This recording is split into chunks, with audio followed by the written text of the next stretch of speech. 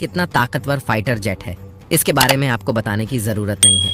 Rafale को 5वीं पीढ़ी में दुनिया का सबसे खतरनाक फाइटर जेट माना जाता है। राफेल की धमक से सिर्फ चीन ही नहीं बल्कि पूरा का पूरा एशिया कांपता है। राफेल कितना ताकतवर है, इसका अंदाजा आप इसी बात से लगा लीजिए कि चीन अपने 5वीं पीढ़ी के लड़ाकू विमान से भी राफेल का मुकाबला नहीं कर सकता। राफेल का नाम सुनते ही चीन और पाकिस्तान के पसीने छूटने लगते हैं। लेकिन दोस्तों, अब राफेल से भी खतरनाक योद्धा भारतीय नौसेना को प्राप्त होने जा रहा है, जिसे INS विक्रमादित्य और INS विक्रांत पर तैनात किया जाएगा। यानी कि भारतीय नौसेना की ताकत काफी ज्यादा बढ़ने वाली है। दरअसल भारत 90,000 करोड़ रुपए खर्च करके फ्रांस से 26 राफेल मरीन फाइटर जेट की खरीदारी करने जा रहा है। लेटेस्ट जानकारी के अनुसार फ्रांस ने भारतीय नौसेना को दिए जाने वाले 26 राफेल एम लड़ाकू विमानों को लेकर दस्तावेज जमा कर दिए हैं।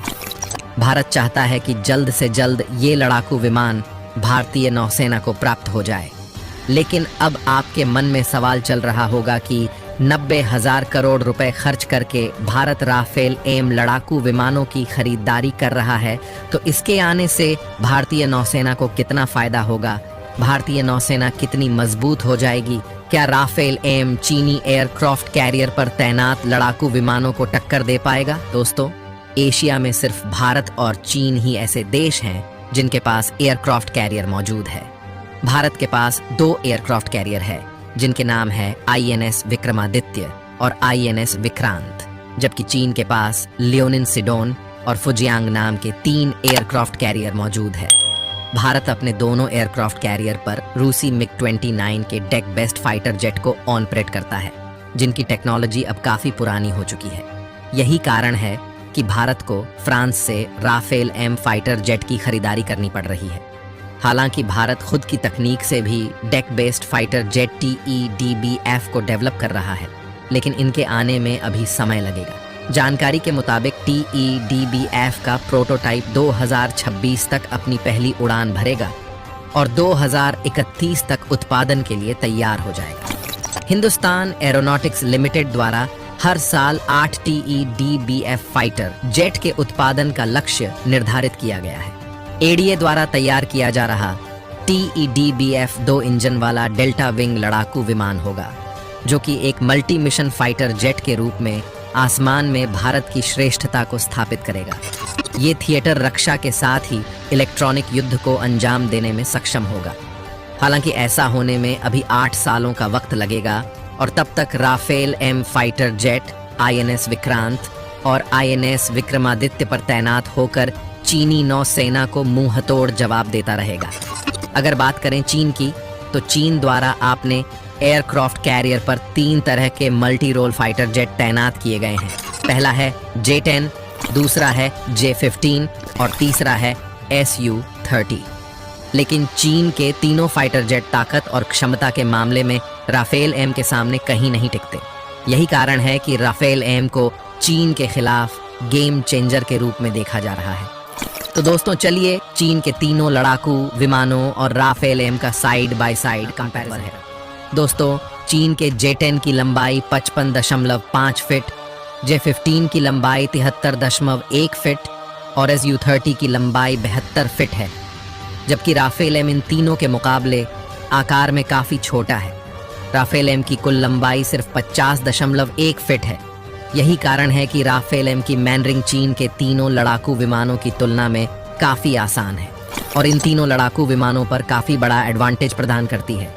दोस्तों, चीन के J-10 को एक पायलट द्वारा ऑपरेट किया जाता है, J-14 को 1 या 2 पायलट द्वारा ऑपरेट किया जाता है, जबकि Su-30 को 2 पायलटों द्वारा ऑपरेट किया जाता है। वही राफेल एम को ऑपरेट करने के लिए 1 या 2 पायलट की ज़रूरत होती है।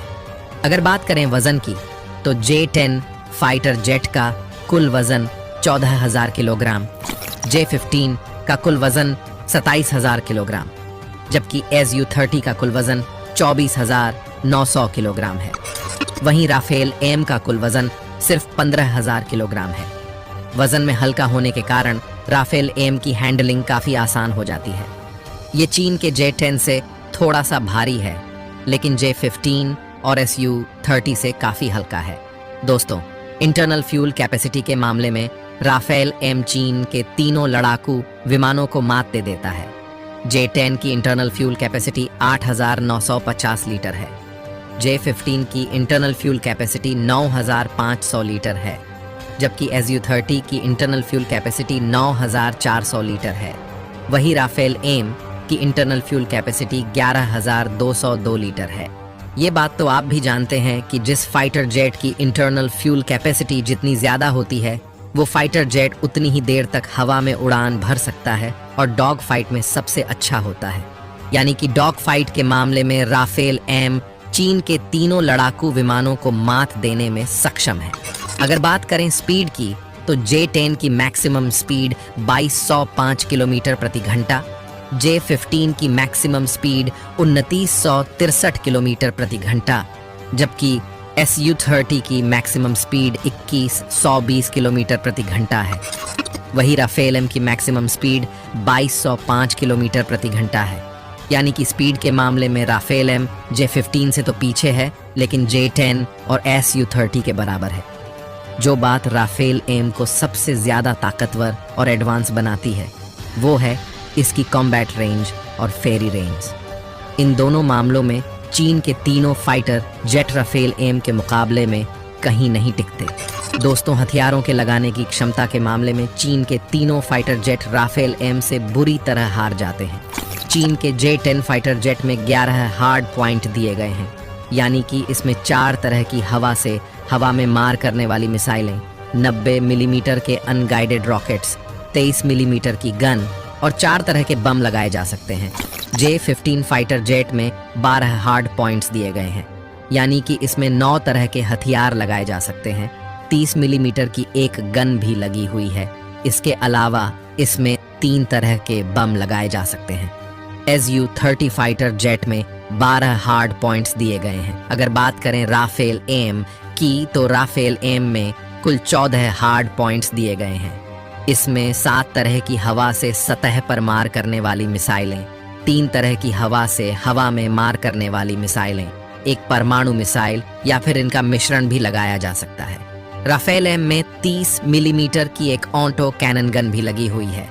अगर बात करें जनरेशन की, तो J-10 और J-15 चौथी पीढ़ी के फाइटर जेट है, जबकि Su-30 एक multi role air superiority fighter jet है। वही राफेल एम 4.5 जनरेशन का फाइटर जेट है। यानी कि जनरेशन के मामले में भी राफेल एम चीन के तीनों लड़ाकू विमानों से आगे है।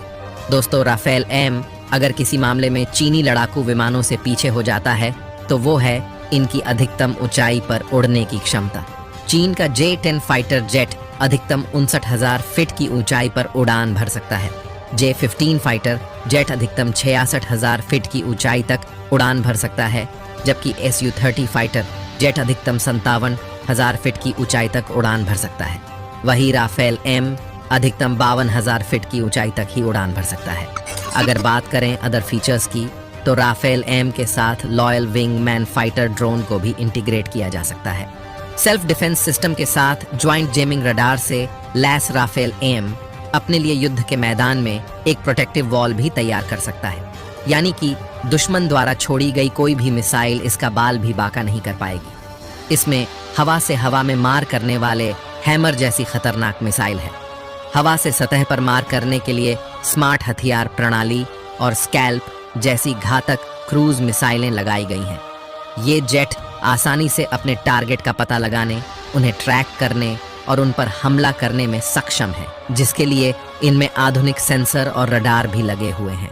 तो दोस्तों, ये था भारत द्वारा अपने एयरक्राफ्ट कैरियर पर तैनात किए जाने वाले राफेल एम और चीन द्वारा जिन लड़ाकू विमानों को अपने एयरक्राफ्ट कैरियर पर तैनात किया गया है, उनके beach side by side comparison.